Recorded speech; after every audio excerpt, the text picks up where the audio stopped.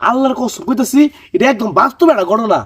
তোরে কই তোর শিক্ষা হবো, বুঝবি তাইলে। হুন হুন হুন, তোর আর কি করবো বুঝছস?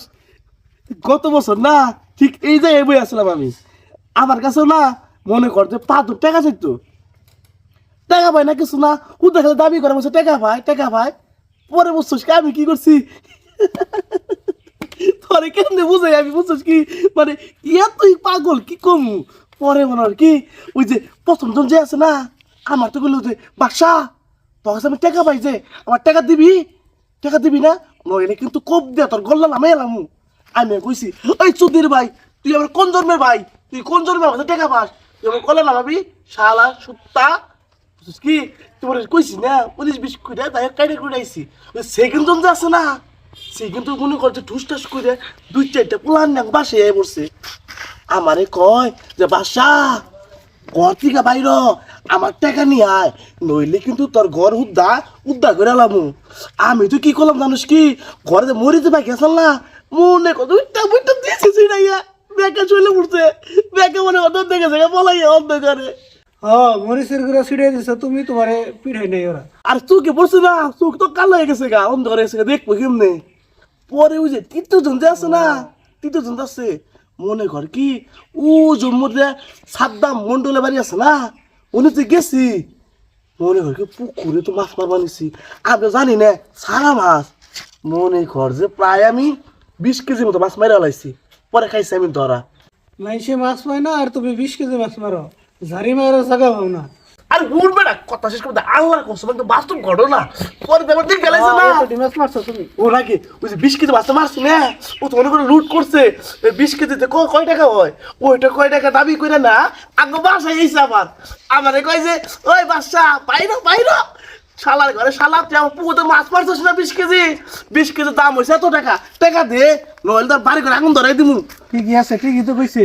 ও লাগে পরে করছি কি আমি ওই শালা ঘরে শালা তোর পুকুরতে মাছ মারছি কোনো প্রমাণ আছে? নিজের পুকুরে তো নিজে কইলে হবো না, সাক্ষী লাগবো। পরে তো গেছে ধরা, কই ঘটনা সত্যি রে ভাই পায়ে ধরি দেখ আমার কষ্টের মাছ, আমার মাছটা দিয়ে দে না টিয়া দিতে। আচ্ছা তাই হোক 10 কেজি রাখ, 10 কেজি টিয়া তো দিবি আমারে। কইছি কুত্তার বাচ্চা জানিস সর এ তো 20টা টিয়া দেয় যা 500 বাড়ি খাইস। পরে মনে করতে গেছে গা বুঝছস কি আমার তালাক আমি যাইবো গা গপ্প বাড়াও, তোমার দ্বারা গুতাইবো।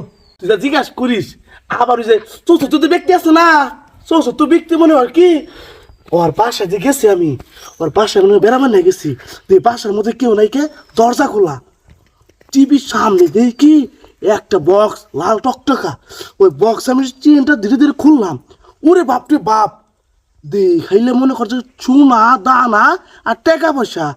এই টিভির ভিতরে যদি শুনে দানা রাখান যায়, টিভির ভিতরে না তো পাগল, টিভির সামনে। মানুষে তো পাগল হয়েছে টিভির সাথে শুনে দানা রাখবো। এই 10 টাকা মানে কোটিপতি হয়েছি আমি, আমার কত বিল্ডিং দিছি ওই চুরির টিয়া দিতে করছি বুঝছস। আর যে 5 নাম্বার ব্যক্তি আছে না, 5 নাম্বার ব্যক্তি আমি কারা, আমি একটা ছেলে ভালোবাসতাম বুঝছিস কি, নাম হইলো মেঘলা, ওর বাপি চললো চৌধুরী সাহেব বুঝছিস কি। ও আমারে কয় এই ফকির নির্জাত তুই আমার মেয়ের জীবন তো সইরা যা, বিনিময় কত টাকা নিবি তোর সেই কয় টাকাই দিমু। পরে আমি বললাম চৌধুরী সাহেব আপনি আমার কি মনে হচ্ছেন ছোট লোক মোটেও না, তাই যদি আপনি 20 টাকার উপরে দেন আপনার মেয়েকে আমি ছাড়তে রাজি আছি। পরে তো মনে করো আমার বাক্কা 20 টাকা দিছে, এই দেখছো যাই মানে হানসা হয়ে গেছে কেমন। হ্যাঁ টাকাই তো কামড়ায়, তোমার 1 কোটি টাকা দিব।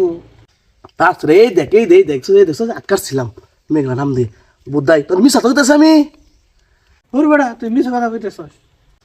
পাগল গুলি তোর যে টিয়া পাই না তো এখন এবার করে দাঁড়িয়ে বাড়ি লাগবে, ঝাড়ি মারলে ঠিক টিয়া চাবো না, উল্টা তো টিয়া দিব বুদ্ধাই বুঝে না কিছু।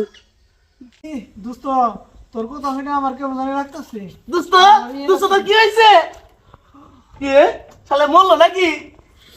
আল্লাহ রে আমার কথা শুনে মনে হলে মরে গেছে গা, আমি যাই গে নইলে আবার আমার মাঠের গেছে আশায় মন লাগবে।